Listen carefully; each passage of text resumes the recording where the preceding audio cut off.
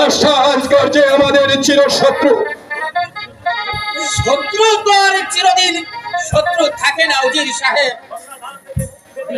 অন্নদান থেকে মুক্তি পেতে আর সে হয়তো আপনার বন্ধু হতে পারে। উত্তম চুক্তি দিয়েছ সেনাপতি, তোমার বুদ্ধির জোরে আমি কাজ করে যাব।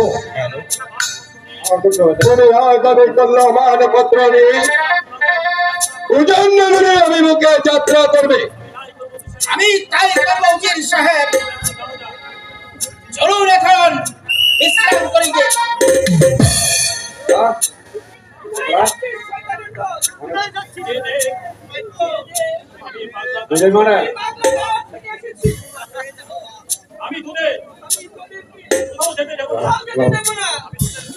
আমি তোদেরকে খুন করব।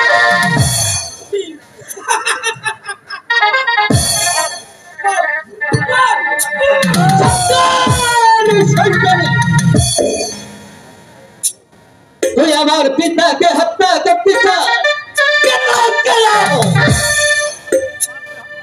আমি তোকে বিশ্বাসে হত্যা করবো। এই শয়তানি বেগম সাহেবকে চাবুক মেরে জর্জরিত করে দেবে। চলুন উজির সাহেব, আমরা এখন অন্তঃপুরে যাই। তাই চলো সেনাপতি সাহেব। চলুন উজির সাহেব। আমি তাই করবো পিতা। আপনার কথা আমি আজকে পালন করবো।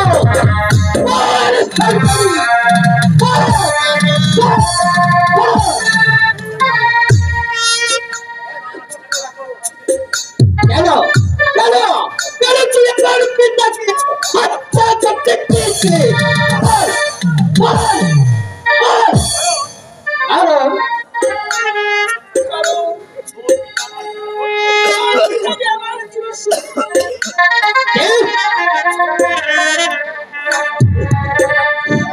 আমার পিতা আপনার চিরশত্রু। আমি তোকে শেষ করে ফেলবো শয়তানি, তোকে আমি শেষ করে ফেলবো।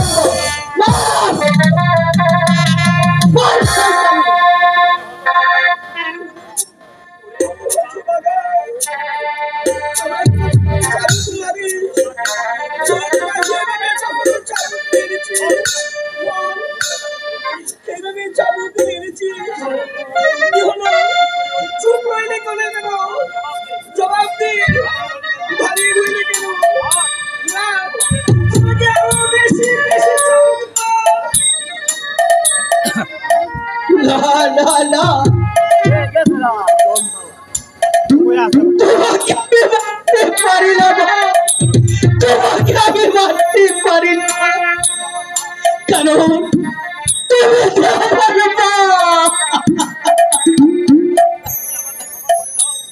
তুমি তুমি আমাকে ক্ষমা করে দাও, ক্ষমা করে দাও। দাও মা, এই ছবি তুমি আমাকে মেরে ফেলো মা, মেরে ফেলো।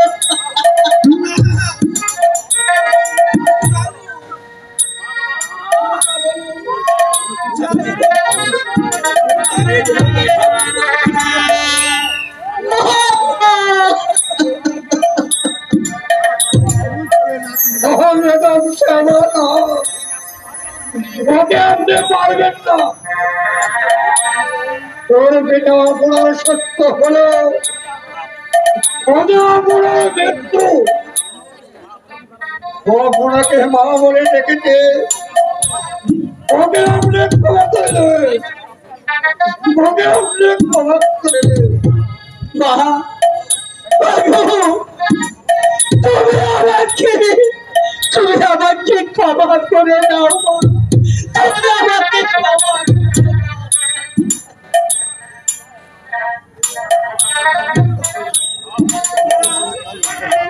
আমি ক্ষমা করে দিলাম।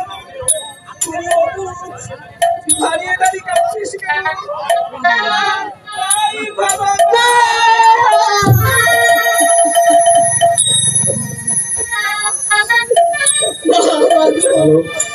তুমি আমাকে ক্ষমা করো মা।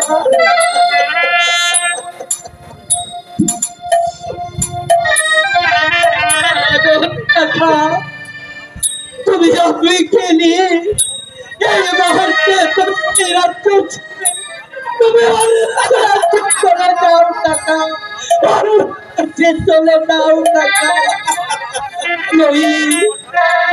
আমার ওই শয়তানের পিতা আপনাকে বাঁচতে দিবে না, আপনাকে থাকতে দিবে না।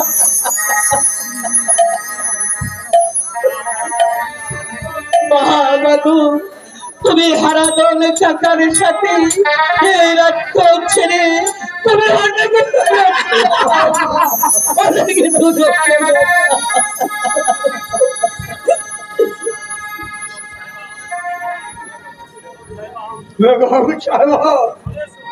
চলে আসো,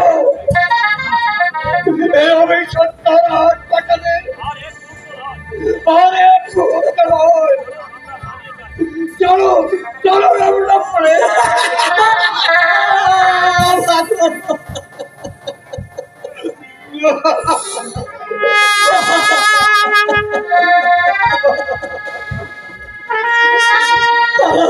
কথা তুমি বাচ্চা নিয়ে এই মুহূর্তে তুমি পালিয়ে যাও, এই মুহূর্তে তুমি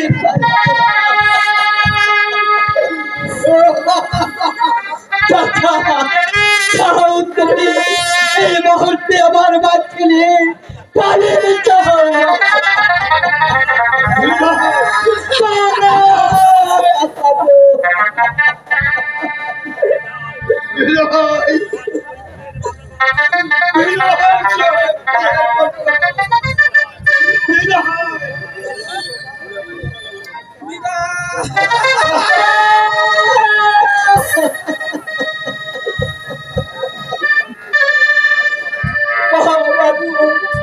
তুমি যা বহার করবে আমি তোমাকে সালাম করতে চাই।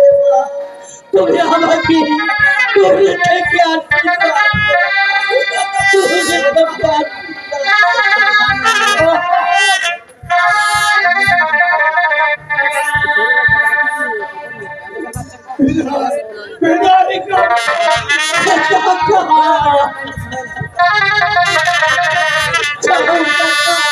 তুমি আমার বাকিলে এই বাবাকে চলে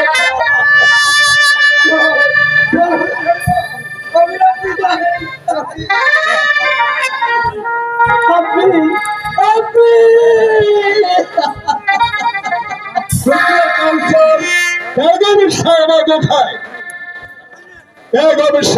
দেখতে পাচ্ছি না। সর্বনাশ হয়েছে পিতা, সর্বনাশ হয়েছে। কি হয়েছে কাউসার?